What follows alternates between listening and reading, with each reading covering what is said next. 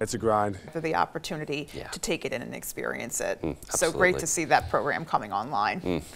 Well, still to come on ABC 7 News at 6. We'll take a dive into history at Ellsworth's Telephone Museum. And in sports, here are the latest from Maine football as they closed out training camp with their second and final inter-squad scrimmage. That story right after the break.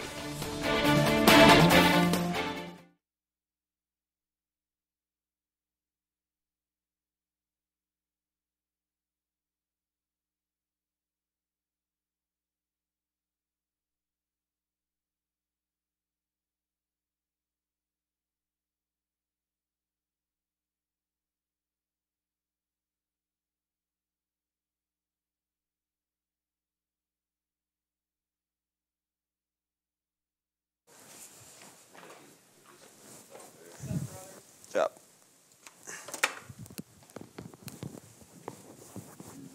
Thank you.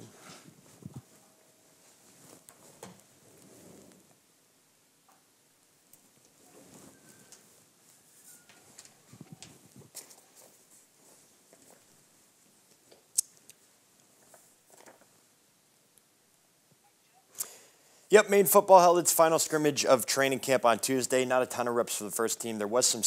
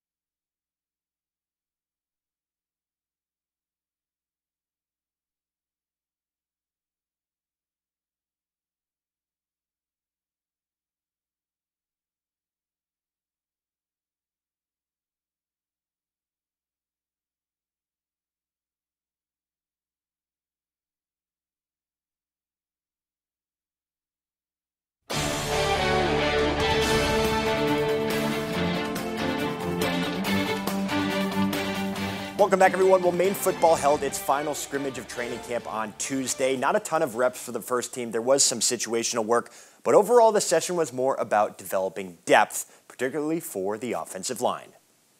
It's a grind. You know, it's not meant for everyone, but, you know, the guys that are here do a very, very good job doing it. That grind is called training camp, and on Tuesday, the Black Bears essentially put a bow on the preseason with their final scrimmage of the summer. It was good to get, a lot of the younger guys reps, get the reps that we needed for our ones and our twos. And right now, those extra reps are especially important for Maine's offensive line. You know, it's just building on our depth now, make sure we have the 6th, 7th, 8th guy to be able to come in the game if we need him. Between injuries or departures from the team, Geraci said the O-line was down to just 8 bodies on Tuesday.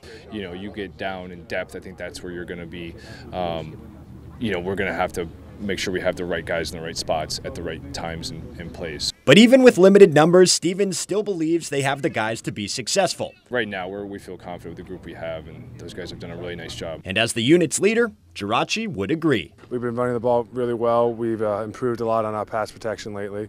So it's just, continue to build those things up a lot. With preseason now behind them, they'll have 11 days to tie up any loose ends, while shifting their focus to their Week 1 opponent in New Mexico. We have something here, it's called process over outcome. So every day is just another day, another process of, you got to get through the day before you have to think about the next day. I mean, obviously everyone has their end goal in mind, which is New Mexico right now. But, it's, as a veteran, it's just, keep pushing the guys and bringing them with you. For all the players, coaches, myself, we're just excited to get to this point. I feel like this is, New Mexico, playing the Lobos, that's been something that's been on our mind really since January. So week 1 is fast approaching, and we're just over a week until the beginning of the high school fall sports regular season as well. And on Tuesday, some of the state's top volleyball teams convened in Brewer for their annual preseason play day. Brewer volleyball hosted 6 teams on Tuesday, including state champions Yarmouth and Washington Academy, as well as Gardner and George Stevens, who also made deep runs at the state title last season. It gives you a chance to see how you compare with other schools and what you need to work on to improve. And so it's just kind of getting an identity that you can work on to reach another level. It's really important because there's teams from different classes and all over the state of Maine, so you just see the different competition from where everybody's from. Now for Brewer in particular, the Witches enter 2022 somewhat in transition. They lost a large portion of their starters from last season, but there's still plenty of growth within the program. Nutter said that 40 girls made either the varsity, JV, or freshman team this season, an uptick from last year and a promising trend for any program. We're kind of just feeling our way along right now and finding out who can play what position the best. And I've got a lot of young players that don't have much experience, so we're going to grow as the season progresses. There's definitely been more team bonding, and girls through the team have gotten a lot closer, even though the season has just gotten started and we've only had a few practices, so I'm sure this year will be really good. And again, one of those teams that was present was the defending champion Washington Academy Black Raiders, and we will hear more from them as they get ready for a title defense later on in the week. Alrighty, that's sports. Here's Jeff Weller with your full 5-day forecast. Jeff? All right, Dave, thank you. Your full weather is brought to you by Thornton Brothers in Lincoln. Buy a new or used Chrysler, Dodge, Jeep, or Ram vehicle from us today. You make the drive, we'll make the deal. And all right, so for us, let's start here. Allergies. The rain has washed the allergens out of the air. Tree, grass, weed, and mold all low right now. This is temporary and more on the way. But overall, if you're sniffling and sneezing, probably not the allergies out there today or tomorrow.